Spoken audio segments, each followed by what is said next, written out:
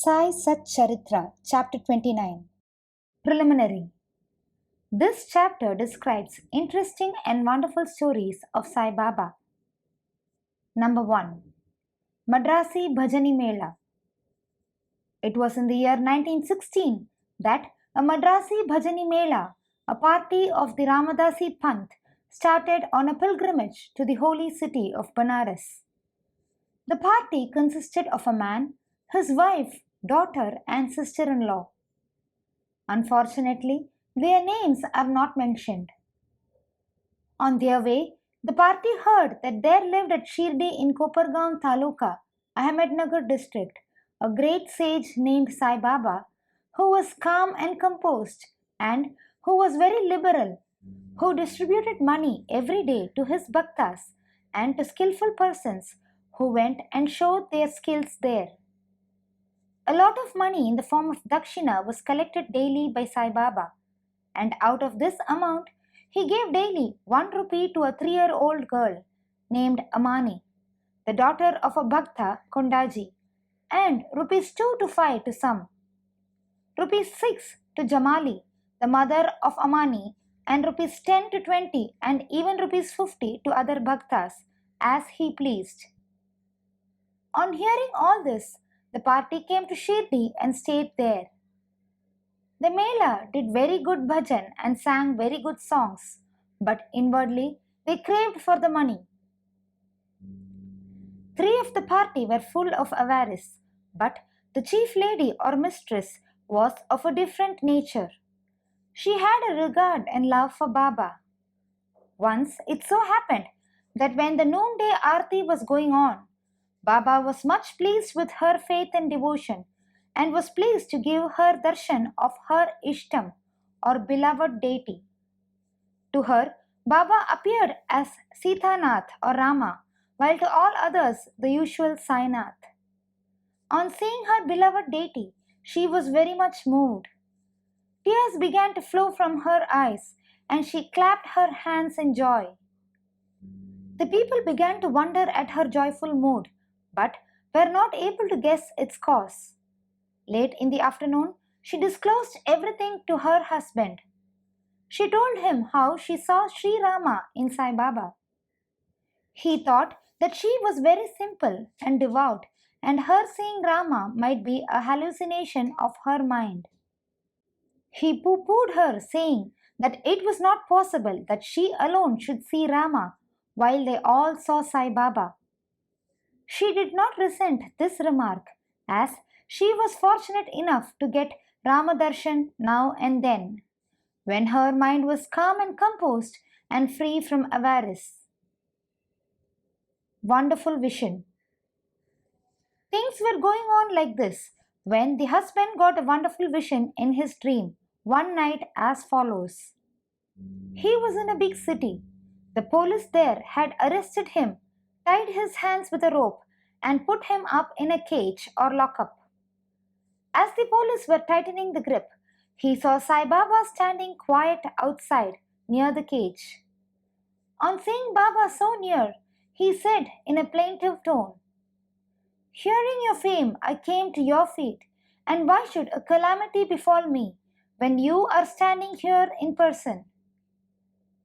Baba said, "You must suffer the consequences of your action." He said, "I have not done anything in this life which would bring such a misfortune on me." Baba said, "If not in this life, you must have committed some sin in your past life." He replied, "I do not know anything of my past life, but assuming that I did commit some sin then, why should it not be burnt and destroyed in your presence, as dry grass before fire?" Baba, "Have you got such faith?" He, "Yes." Baba then asked him to close his eyes. No sooner did he shut them than he heard a thumping sound of something falling down, and opening his eyes, he saw that the police had fallen down bleeding. Being much frightened, he began to look at Baba, who said, "Now we are well caught. Officers will now come and arrest you. Then he begged, "There is no other savior except you. Save me anyhow." Then Baba again asked him to close his eyes. He did so, and when he opened them, he saw that he was free out of the cage and that Baba was by his side. He then fell at Baba's feet. Baba then asked him, "Is there any difference between this namaskar and your previous ones? Think well and reply." He said, "There is a lot of difference. My former namaskars were offered with the object of getting money from you, but the present namaskar is one offered to you as God. Besides, formerly I thought resentfully that you, being a Mohammedan, were spoiling us, the Hindus." Baba: "Do you not believe in your mind in Mohammedan gods?" He said, "No." Then Baba said, "Have you not got a panja or emblem of hand in your house, and do you not worship the same in Tabut or Muharram festival? Also, there is in your house another Mohammedan deity by name Kadbibi, whom you propitiate and appease on your marriage and other festivals. Is it not so?" He admitted all this. Then Baba said, "What more do you want?" Then a desire arose in his mind to get the darshan of his Guru Ramdas. When Baba asked him to turn back and see, and when he turned, lo, Ramdas was in front of him. No sooner did he begin to fall at his feet, Ramdas vanished. Then he inquisitively asked Baba, "You look old. Do you know your age?" "Baba, what? Do you say I am old? Just run a race with me and see." Saying this, Baba began to run, and he too followed.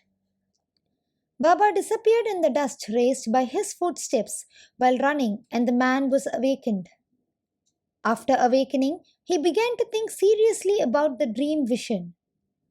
His mental attitude was completely changed, and he realized the greatness of Baba.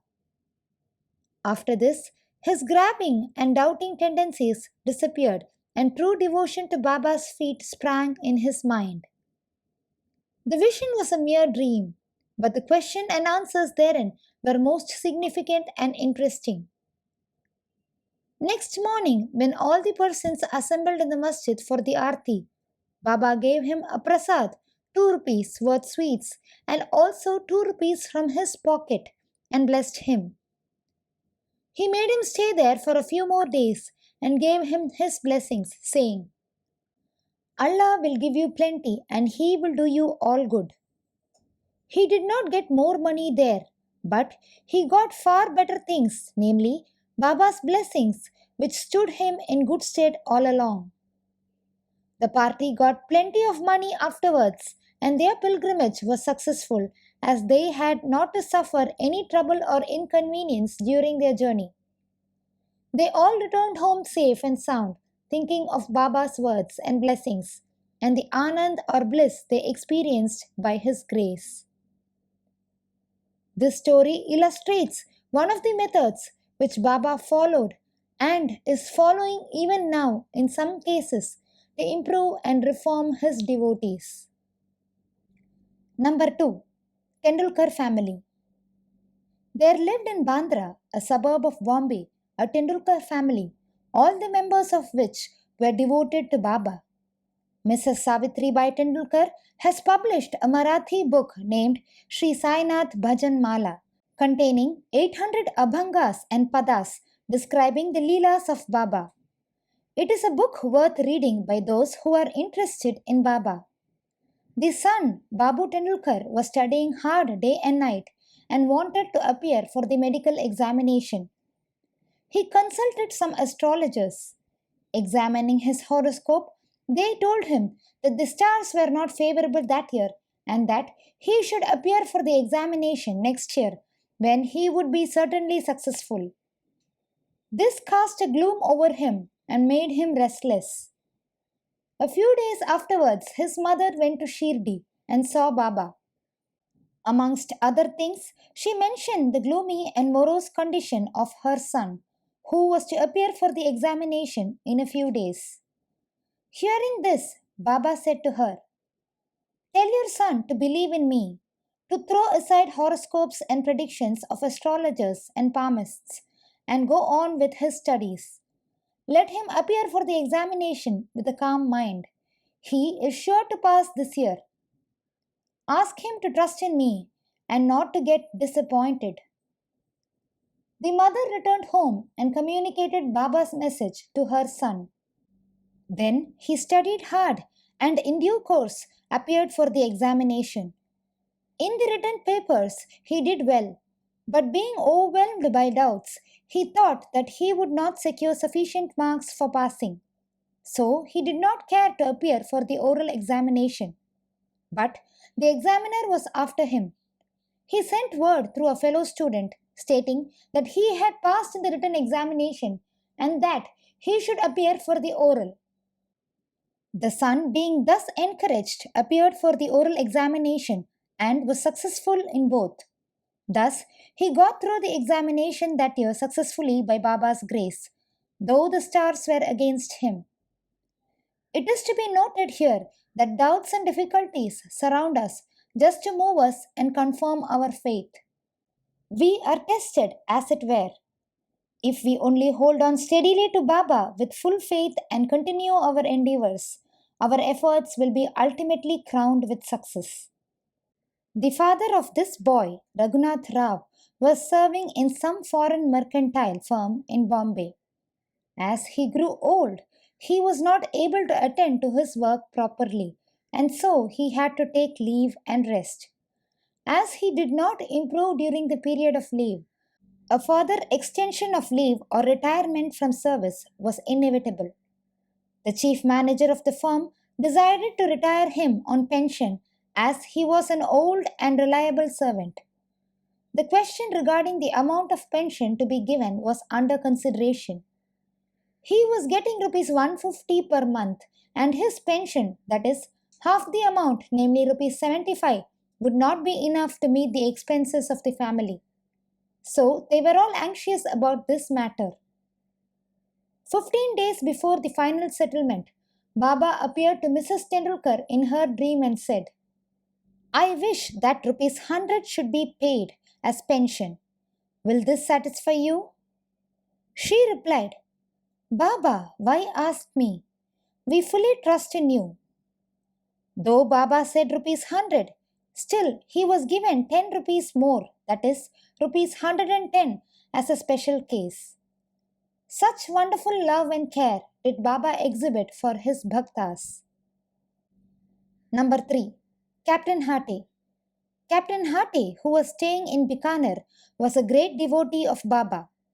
Once Baba appeared to him in his dream and said, "Did you forget me?" Hate then immediately held Baba's feet and replied, "If a child forgets its mother, how could it be saved?" Then Hate went into the garden and took out fresh valpapadi vegetables and arranging Shiddha, that is, ghee, wheat flour and dal, etc., and dakshina, was about to offer all this to Baba when he was awakened and came to know that the whole thing was a dream. Then he decided to send all these things to Baba at Shirdi. When he came to Gwalior some days afterwards, he sent rupees 12 by money order to a friend with instructions that rupees 2 should be spent in buying Shiddha articles and valpapadi vegetables, and those should be offered to Baba with rupees 10 as dakshina. The friend went to Shirdi and purchased the things mentioned, but valpapadi was not available. In a short time, a woman turned up with a basket on her head, which curiously enough contained the vegetables. It was purchased, and then all the things were offered to Baba on behalf of Captain Hate. Mr. Nimonkar prepared the Naivedya, rice and valpapadi vegetables, next day and offered the same to Baba. All the people were surprised to see that Baba, while dining, took and ate valpapadi and did not touch rice and other things. Hate's joy knew no bounds when he heard of this from his friend. Consecrated rupee. At another time, Captain Hate wished that he should have in his house a coin of rupee consecrated by Baba with his touch. He came across a friend who was bound for Shirdi.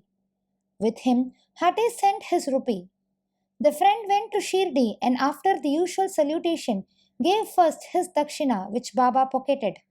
Then he gave Hate's rupee, which Baba took in his hand and began to stare at it.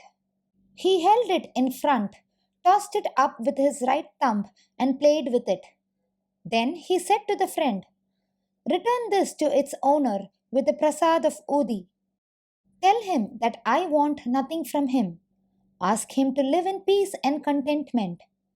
The friend returned to Gwalior, handed over the consecrated rupee to Hate, and told him all that happened at Shirdi. This time, Hate was much pleased and realized that Baba always encouraged good thoughts, and as he wished intently, Baba fulfilled the same accordingly. Number 4. Vaman Narvekar. Now, let the readers hear a different story. A gentleman named Vaman Narvekar loved Baba very much. He once brought a rupee. On one side of it were engraved the figures of Rama, Lakshman, and Sita, and on the other side was engraved the figure of Marathi with folded hands. He offered it to Baba with the hope that he should consecrate it with his touch and return it to him with Udi. But Baba immediately pocketed it. Then Shama spoke to Baba regarding Vaman Rao's intention and requested him to return it. Then Baba spoke in the presence of Vaman Rao as follows. Why should it be returned to him? We should keep it ourselves. If he gives rupees 25 for it, it will be returned. Then, for the sake of that rupee, Vaman Rao collected rupees 25 and placed them before Baba. Then Baba said, "The value of that rupee far exceeds 25 rupees. Shama, take this rupee. Let us have it in our store. Keep this in your shrine and worship it." No one had the courage to ask Baba why he followed this particular action. He only knows what is best and most suitable to each and all. Bow to Sri Sai, peace be to all. Please join me in sharing the life and teachings of Sai Baba to many more people by sharing this video and adding your valuable comments below. Om Sai Ram.